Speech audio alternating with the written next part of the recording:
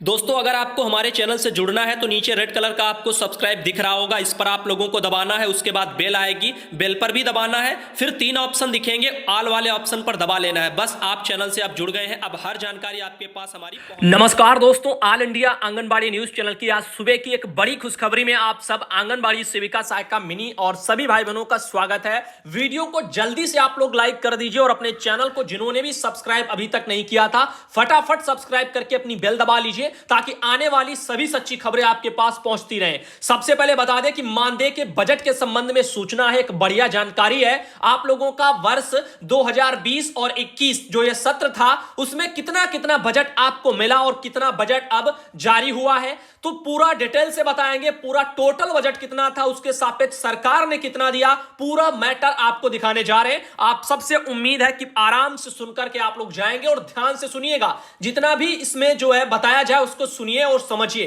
उसके बाद जो है पूरा वीडियो तो जरूर देखना है क्योंकि आगे भी खबरें हैं। तो सबसे पहले बता दें, प्रेषक है डॉक्टर अशोक चंद्र, विशेष सचिव हैं उत्तर प्रदेश शासन से। उन्होंने ये आदेश निकाला है 11 दिसंबर 2020 को और सेवा में लिखा हुआ है निदेशक महोदय बाल विकास सेवा एवं पुष्टाहार विभाग उत्तर प्रदेश लखनऊ को लेटर भेजा है। तो उत्तर प्रदेश की सभी आंगनबाड़ी सेविका सहायिका मिनी और सभी भाई बहन कृपया ध्यान दें, आपके मानदेय बजट के संबंध में लेटर है। देखिए कितना कितना बजट स्वरूप क्या कहा जा रहा है, किस किस के लिए कितना पैसा। तो अब आप लोग ध्यान से सुनिएगा और पूरा वीडियो जरूर देख करके जाइएगा। यहां पर सबसे पहले बता दें विषय में क्या आया है। अनुदान संख्या 49, इसके अंतर्गत वित्तीय वर्ष 2020 और 21 के लिए आंगनबाड़ी कार्यकर्तियों एवं सहायिकाओं को मानदेय हेतु प्रावधानित धनराशि के सापेक्ष वित्तीय स्वीकृति जारी करने के संबंध में। तो जितना आपका कुल जो है स्वीकृति बजट निकलता है उसके सापेक्ष कितना कितना बजट पहले निकला है 2020-21 में और कितना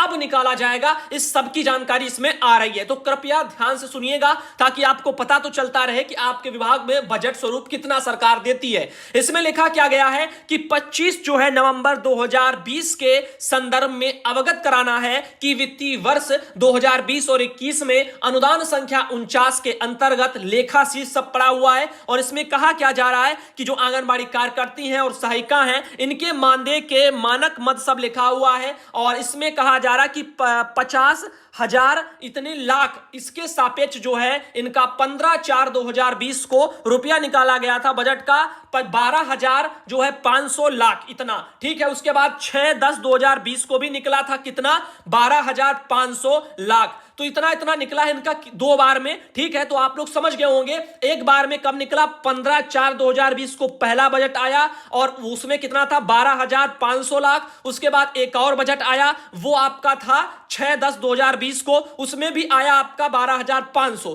तो ऐसे करके 2 बार में जो वित्तीय स्वीकृतियां आपके मानदेय बजट की पहले मिली है जो किसके सापेक्ष थी, 50,000 जो है लाख के सापेक्ष, कितने के, 50,000 लाख रुपए के सापेक्ष थी। तो यहां पर टोटल आपके 50,000 लाख में मिला कितना अभी तक, 25 जो है हजार लाख रुपया मिला, यानी रुपए 2,50,00,000,000 रुपए मात्र आप लोगों को वित्तीय स्वीकृति पूर्व में निर्गत की गई है। अब आगे जो आपकी रह गई है कितनी, 25 जो है यहां पर 1,000 लाख रुपए, यानी आपके 2,50,00,000,000 रुपए अभी रह गए हैं क्योंकि सापेक्ष कितने का था, 50 जो है यहां पर 1,000 लाख के सापेक्ष होना था, यानी आपका 5 अरब रुपए मिलने चाहिए थे और मिला कितना, मात्र 2,50,00,000,000 रुपए। ऐसे करके वित्तीय स्वीकृतियां सिर्फ जारी की गई है। तो आप देखिए अब आगे चलते ताकि आपको मैं समझाता भी जाऊं कितना टोटल था, उसके सापेक्ष 2 बार में मिला कितना, अभी शेष कितना बच गया। अब आगे चलते हैं, लिखा हुआ है कि उक्त के क्रम में मुझे यह कहने का निर्देश हुआ है कि अनुदान संख्या 49 इसके अंतर्गत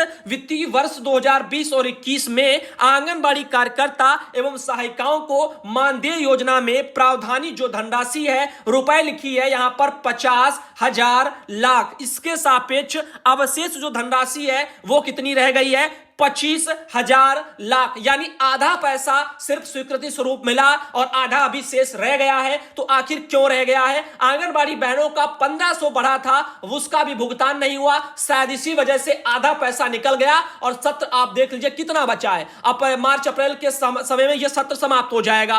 तो अभी आगे देखिए इसमें क्या है, इसमें लिखा गया है कि इतने जो है 25,000 लाख में से संभावित व्यय हेतु लिखा हुआ है 7,500 रुपए, यहां पर इतने लाख, कितने 7,500 केवल लाख रुपए, यानी रुपए आपके 75 करोड़ सिर्फ जो है यहां पर लिखे हुए हैं, 75 करोड़ सिर्फ लिखे हुए हैं, जबकि अभी रह कितना गया है, 2 अरब 50 करोड़ रह गया है। लेकिन इसमें दोबारा में जो स्वीकृति मिल रही है वो मात्र आप लोगों को रुपए 75 करोड़ मात्र पर मिल रही है, यानी 7,500 लाख रुपए पर ही मिल रही है। तो इतनी धनराशि की स्वीकृति जो है निम्नलिखित शर्तों एवं प्रतिबंधों के अधीन राज्यपाल महोदय द्वारा सहर्ष प्रदान करती है। तो अभी आप लोगों का इस सत्र का 2020 और 21 में जो मानदेय के लिए टोटल 5 अरब पैसा मिलना चाहिए था, उसका मिला कितना, मात्र जो है अभी 25 तक जारी हुआ। अभी टाइम भी है, कुछ महीने भी हैं, क्योंकि अभी आपका दिसंबर चल रहा, फिर जनवरी है, अभी नवंबर का भी नहीं आया, नवंबर, दिसंबर, जनवरी, फरवरी और मार्च,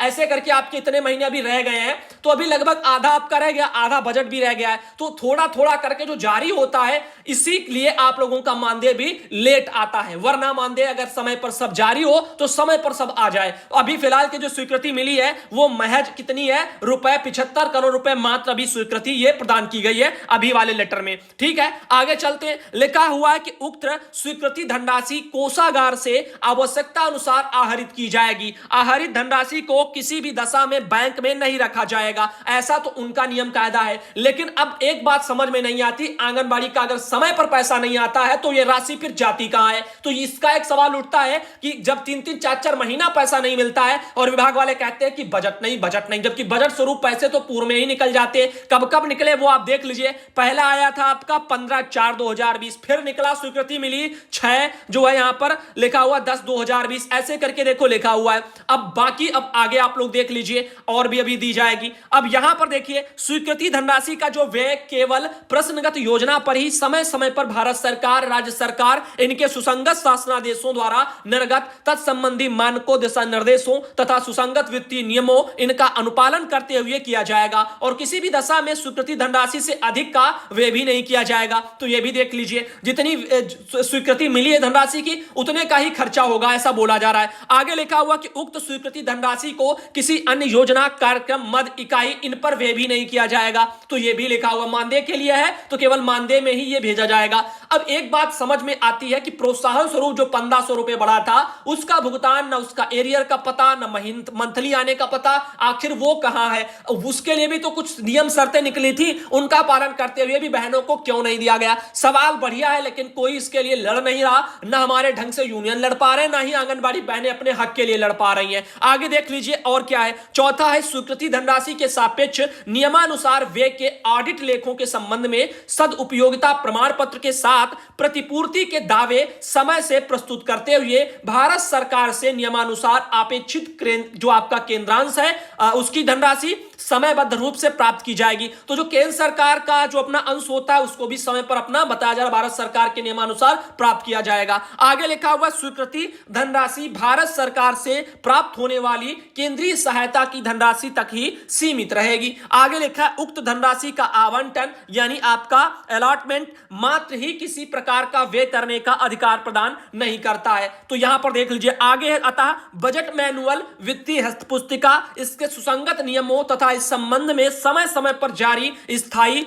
आदेशों के अंतर्गत जिन मदों पर व्यय करने के लिए राज्य सरकार और केंद्र सरकार अथवा अन्य सक्षम अधिकारी की स्वीकृति प्राप्त की जानी आवश्यक हो, उन मामलों में व्यय करने से पूर्व तत्संबंधी स्वीकृति अवश्य प्राप्त कर ली जाए तथा इसे विहित प्रक्रिया एवं नियमों के अनुसार ही व्यय किया जाना सुनिश्चित किया जाए। आगे लिखा है स्वीकृति धनराशि के सापेक्ष आवंटन और वितरित धनराशि के समक्ष किए गए व्यय पर नियंत्रण के संबंध में वित्त विभाग के शासनादेश संख्या पड़ी हुई है 6 जून 1994 और भी यहां पर लिखी हुई है 24 मार्च 2020, आगे है 11 अप्रैल 2020 और आगे पड़ी 18 मई 2020, ऐसे करके और भी 17 जून 2020। ऐसे इन जितने भी दिशा निर्देश इन सत्रों में जारी किए गए, इन आदेशों में जो हमने अभी बताए, उन सब में निर्देश जो दिए गए उनका कड़ाई से आप लोगों को पालन भी करना होगा। आगे इसमें क्या लिखा हुआ है, इस संबंध में व्यय होने वाला व्यय जो है, देखो लिखा इस संबंध में होने वाला व्यय चालू वित्तीय वर्ष 2020-21 के